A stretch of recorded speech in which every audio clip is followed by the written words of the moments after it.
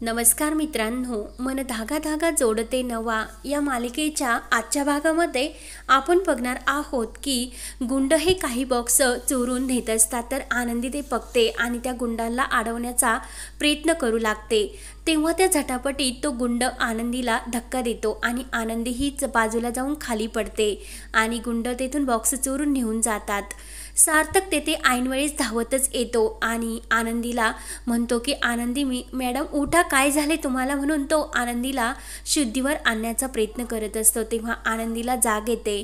आनंदी म्हणते की सार्थक सर ते आपले बॉक्स चोरून नेतात आणि कंपनीचा काहीतरी घोटाळा करतात।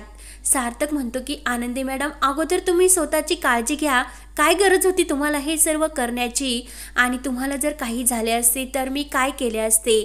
तर आनंदी ही सार्थकडेच बघत असते आणि सार्थक आनंदीला घेऊन घरी घेऊन जात असतो। त्यानंतर इकडे ते गुंड केदारकडे येतात आणि केदारला झालेला सर्व प्रकार सांगतात। तर केदार म्हणत असतो की तुम्हाला त्या आनंदीने काही बघितले तर नाही ना, आणि तुमचं काही वस्तू तिच्याकडे राहिली तर नाही ना। तर ती आनंदी कायमच आडवी येत असते म्हणून केदार खूप तळतळ करत असतो आणि ते बॉक्स तेथेच ठेवून तुम्ही कोणालाही तुमचे तोंड दाखवू नका असे बोलून तो गुंडांना जायला सांगतो। तर गुंड हे केदारला पैसे मागू लागतात। तेव्हा केदार म्हणतो की एकतर जीवावर बेतलय आणि त्यात पैसे मागता, म्हणून तो काही पैसे रागाने त्यांना देतो। तर ते गुंड तेथून निघून जातात। त्यानंतर इकडे सार्थक आनंदीला घरी घेऊन येतो। तर आनंदीच्या डोक्याला लागलेले पाहून मालती आणि अण्णा लीना खूपच घाबरतात। सार्थक म्हणतात की घाबरू नका आनंदी मॅडम, खूप धाडसी आहात, चोरांना अडवण्याचा प्रयत्न करत होत्या। मालती म्हणते की अगं यावेळेस सुद्धा ते परत आले होते का, आणि दोनदा तुझ्यावर असं झालंय। तर लगेच आनंदी ही मालतीकडे बघते आणि आई यावेळेस ते नव्हते, ते चोर वेगळेच कोणीतरी होते। आणि आनंदी सार्थकला म्हणते की सर तुम्ही त्या चोरांना लवकरात लवकर पकडण्याचा प्रयत्न करा। तर अण्णा सार्थकला थँक्यू बोलतात आणि बरे झाले त्यावेळी तुम्ही तेथे होतात। तर अण्णा सार्थकला म्हणतात की चहा घेऊन जा, म्हणून लीनाला चहा घेण्यासाठी टाकण्यासाठी सांगतात। तर सार्थक म्हणतो की नको मला जावे लागणार। तर आनंदी म्हणते की अहो सार्थक सरांच्या घरी आता लग्नाची घाई आहे, त्यामुळे अण्णा त्यांना जावे लागणार, म्हणून आनंदी अण्णांना सार्थकचे लग्न ठरलेले सांगते। तर लीना आणि अण्णा सार्थकला कॉंग्रॅच्युलेशन बोलतात। मालती म्हणते की एकदा लग्न झाल्यानंतर माणसामध्ये नवीन आयुष्याला सुरुवात होत असते। तर सार्थक हा तेथून निघून जातो। त्यानंतर इकडे सार्थकच्या घरी सुधा आणि आकांक्षा ह्या साखरपुड्याचे आमंत्रण देत असतात। तर लगेच सार्थकचे बाबा हे सुधाला म्हणत असतात की मला नक्की काहीतरी गडबड वाटते, म्हणजे जी काही ही मुलगी आहे सार्थक ते तिच्याबरोबर लग्न ठरले ती आनंदी नाही, म्हणजे ती गोंडेवाली नाही असे सांगू लागतात। तर तेवढ्या तिथे रुंदा आलेली असते। रुंदा म्हणते की भाऊजी तुमच्या सध्या काहीच लक्षात राहत नाही, त्यामुळे ती भाऊजींना म्हणजे अरविंदला आकांक्षाला आतमध्ये घेऊन जाण्यासाठी सांगते। सुधा मात्र अरविंदच्या बोलण्याचे टेन्शन घेते। तर सुधा म्हणते की अगं रुंदा हे असे का म्हणतात, नक्की काहीतरी आहे। अगं रुंदा म्हणते की अगं सुधा ते तुला सुद्धा कधी कधी विचारतात आणि तुम्ही कोण आहात असे तुला विचारतात, आणि तुझे सर्व आमंत्रण देण्याचे फोन झाले का असे मुद्दाम ती विचारते। तर रुंदा मात्र सुधाला म्हणत असते की अगं मी ज्यांना ज्यांना फोटो दाखवला त्यांना रेश्मा खूपच आवडली आणि राज्याध्यक्षांची सून खरंच शोभते, म्हणून सर्वांनी रेश्माचे कौतुक केले।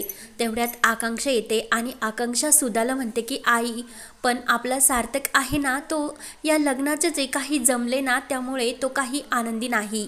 रुंदा म्हणते की अगं मुले लग्नासाठी कुठं इतकी उत्सुक असतात, जास्त उत्साह मुलींनाच असतो, म्हणून ती आकांक्षा आणि सुधाचे मन वळवते। त्यानंतर इकडे सार्थक घरी येत असतो आणि गाडीमध्ये त्याला आनंदीचाच भास होत असतो। तेवढ्यात रेश्माचा सार्थकच्या मोबाईलवर फोन येतो। तेव्हा सार्थक हा उशिरा फोन उचलतो आणि रेश्मा विचारते की सार्थक तू कुठे आहेस, फोन इतका उशिरा का उचललास। तर लगेच सार्थक म्हणतो की मी मिस आनंदीकडे आलो होतो। तर लगेच रेश्मा म्हणते की इतक्या उशिरा। तर सार्थक म्हणतो की हो मी त्यांना ड्रॉप करण्यासाठी आलो होतो। रेश्मा म्हणते की सार्थक तुला समजते का, ती आपल्या कंपनीत काम करणारी मुलगी आहे आणि ती जरा तुझ्या जवळच येण्याचा प्रयत्न करते। ऑफिसमध्ये ठीक आहे, पण तू आता इतक्या रात्रीसुद्धा तिला ड्रॉप करण्यासाठी घरी गेला। तर रेश्मा म्हणते की सार्थक हे जरा आतीच होते। सार्थक म्हणतो की सिच्युएशन तशी होती, तर रेश्मा म्हणते की हो ठीक आहे, आणि मी कुर्त्याच्या डिझाईन तुला पाठवल्या, त्यातील तू चॉईस कर आणि मला पाठव. तर सार्थक फोन ठेवून देतो. त्यानंतर रेश्मा म्हणत असते की या आनंदीची सार्थक सरांबरोबर जवळीक जास्तच वाढायला लागली. काहीतरी वृंदा काकूंना सांगून हिचा बंदोबस्त करावा लागेल. त्यानंतर इकडे अण्णा हे आनंदीला समजवतात की तू इतकी रिस्क घेत नको जाऊ, तुला जर रात्री काही झाले असते तर काय केले असते. तर लगेच आनंदी म्हणते की अण्णा तुम्ही रिस्क काय घेऊन बसले, इथे माझा नवराच माझ्या जीवावर उठला आणि यापेक्षा मोठं संकट काय असू शकेल, आणि जे नशिबात आहे ते होणारच. आनंदी म्हणते की अण्णा आता इथून पुढे मी काळजी घेईल, म्हणून आनंदी प्रेमाने अण्णांच्या मिठीत येते. त्यानंतर इकडे रेश्माने काही साड्या आणि कुर्ते पाठवलेले असतात, तर वृंदा आणि सुधा ते बघत असतात. तेवढ्या सार्थक येतो आणि सार्थकला एक फोन येतो आणि सार्थक लगेच घाईने निघायला लागतो. तर सुधा म्हणते की अरे सार्थक, अरे हे जरा कुर्ते तर चॉईस कर. सार्थक म्हणतो की नाही, जरा अर्जंट आहे, म्हणून तो निघून जातो. त्यानंतर दुसऱ्या दिवशी आनंदी ही ऑफिसला येते. तर बेनारे हे एका मुलीबरोबर बोलत असतात की तो चोर सापडला आणि तो आपल्या गाडीचा ड्रायव्हर आहे. तर आनंदी म्हणते की बेनारे तुम्ही हे काय बोलता. बेनारे म्हणतो की हो, चेहऱ्यावरून ओळखून कोणी त्याच्यावर विश्वास खरंच ठेवू नये, कारण आजकाल कोण कसे असते ते दिसू शकत नाही. तेव्हा बेनारे सांगतात की बाहेर जो काही आपला गाडीचा ड्रायव्हर आहे ना, त्याला पोलिसांची चौकशी चालू आहे आणि त्याला घेऊन सुद्धा जाणार, आणि त्याने चोरी केली हे सुद्धा सिद्ध झाले. तर आनंदी लगेच घाईने बाहेर येते. तर तो ड्रायव्हर सर्वांसमोर हात जोडून म्हणत असतो की मीच काही केलेले नाही, साहेब मला वाचवा. सार्थक म्हणत असतो की तुला माहिती आहे, तू जर मला पैसे मागितले असते तर मी दिले असते, पण अशी चोरी आणि खोटारडेपणा मला आवडत नाही. तर तो ड्रायव्हर खूप अशी रडत दयावया करत असतो, पण कोणी त्याच्याकडे लक्ष देत नाही आणि शेवटी पोलीस त्याला घेऊन जात असतात. आनंदी मात्र हे बघत असते आणि केदार लगेच तो बॉक्स आपल्या गाडीमध्ये ठेवतो आणि तेथून जायला निघालेला असतो. तर आनंदी विचार करते की नक्की ड्रायव्हरने काही केलेले नाही, पण त्याच्यावर हे सर्व मुद्दाम लादले गेलेले आहे, कारण त्या जो काही सांगत होता तो किती असा व्याकुळून होऊन सांगत होता. नक्की ह्या ड्रायव्हरला कोणीतरी फसवते, कारण तो असं करू शकणार नाही, आणि नक्की यामागे काहीतरी कारण आहे असे आनंदीच्या लक्षात येते. त्यानंतर इकडे सार्थक हा खूप चिडलेला असतो. सार्थक खूप डिस्टर्ब झालेला असतो. तेवढ्यात आनंदी येते आणि सर असे नाही, त्या विकासदादांनी काही केलेले नाही असे सार्थकला ती सांगू लागते, कारण मी ज्या 2 चोरांना पकडले होते त्यांची उंचकाठी आणि शरीरयष्टी खूप वेगळी होती, त्यात हे विकासदादा नव्हते, आणि मी खात्रीने सांगते की विकासदादांनी काही केलेले नाही, नक्की काहीतरी गडबड आहे. तर सार्थक म्हणतो की आहो, त्यांच्या गाडीमध्ये हे बॉक्स सापडली आणि जोपर्यंत शहानिशा होत नाही तोपर्यंत मी सुद्धा त्यांच्यावर आरोप करू शकत नाही.